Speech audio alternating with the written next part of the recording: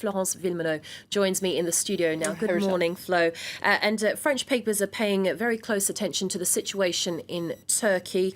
Yesterday, authorities announced plans to release some 38,000 prisoners. That's reportedly to make room for tens of thousands of people suspected of being involved in the attempted coup last month. That's right. It's a huge story in the French press today. Let's start by looking at Libération. Libération today says that 1 month after that failed coup attempt, the president, Recep Tayyip Erdogan, has emerged stronger, and he's seizing the opportunity to lock up all his opponents. You can see him here on the front page of Libération. They talk about the revenge of the Sultan. The Sultan, of course, is a very common nickname for Erdogan these days in the papers. Well, Le Figaro goes even further. Erdogan is taking advantage of the failed coup to impose his vision of a political Islam. That's right. Let's take a look at the front page of Le Figaro. They say that Erdogan is Islamizing Turkish society. And in fact, in their editorial, they call Erdogan not only a sultan, they call him a caliph as well. Le Figaro says it might seem contradictory, but Erdogan wants it all. He wants to be the successor of the secular leader Ataturk, the father of the nation, and he also wants to be the successor of Mehmet II. And he says that Mehmet II was not only a sultan, he was also a caliph in the Ottoman Empire. And so that's exactly what Erdogan is trying to do. According to Le Figaro, he wants to consolidate political and religious power. He wants to put Islam back at the heart of Turkish society. And Le Figaro says that this kind of Islamo-nationalization, that's what they call what Erdogan is trying to do, this Islamo-nationalist project seems to be really picking up in Turkish society. And Le Figaro is really concerned by this, says that this is a real risk for Turkey. Turkey has always been a secular example within the Muslim world, and this could change if Erdogan gets his way. Okay, well, let's move on to news here in France. And the so-called Burkini scandal continues to rage on.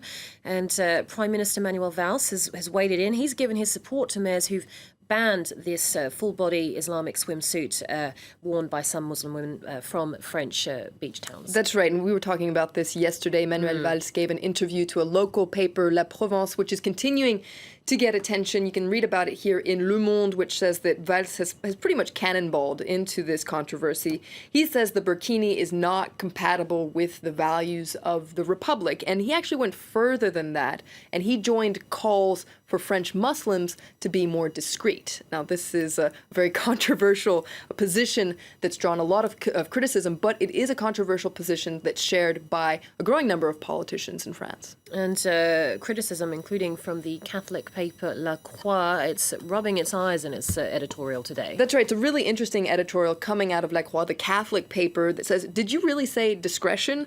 Because what we're talking about here is a bathing suit worn by certain Muslim women, and we're asking all Muslims, because of it, to tone it down in a way, make themselves forgotten. And La Croix says, look, there's a real double standard here. We have never asked Catholics, Christians, or Jews to be discreet in France. So why are we asking Muslims to be discreet? Religious people have a right to exist in the public space, says La Croix. They have a right to participate in social debates. Who's going to be next? Who are we going to ask tomorrow to tone it down because of their opinions or because of the way they live, because of the way they think? This is a very dangerous, slippery slope, according to La Croix. Indeed. Well, you've pulled out some cartoons that are poking fun at this controversy. Let's start with Libération. That's right. Libération has a great cartoon by Willem today where you can see Manuel Valls here actually wearing a bikini. And he says that the bikini is the only thing that is compatible with the values of the French Republic. He wears it well. He looks pretty good in that bikini, I must say. Now, I know this is the French press review,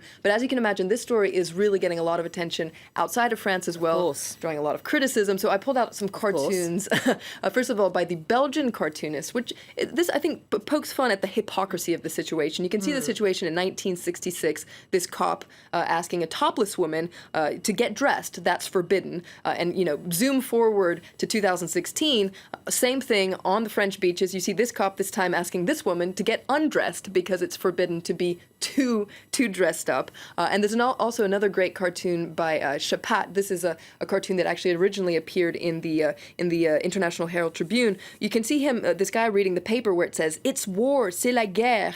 And the guy says, "I now fear both Islamic and anti-Islamic radicalism. This story certainly is drawing a lot of criticism. A lot of people saying that French authorities have their priorities completely mixed up. Yeah, and it looks like it's not going to die down anytime soon.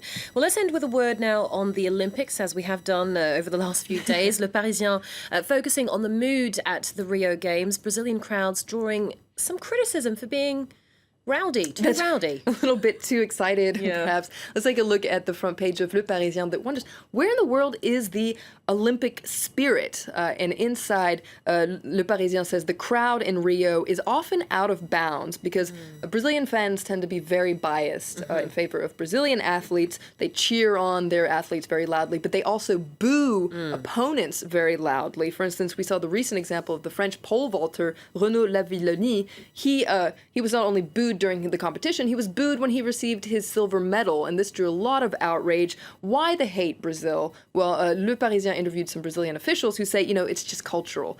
Brazil is a soccer nation, and they don't really get the whole Olympic protocol, so that's why there's all this booing in the stadium.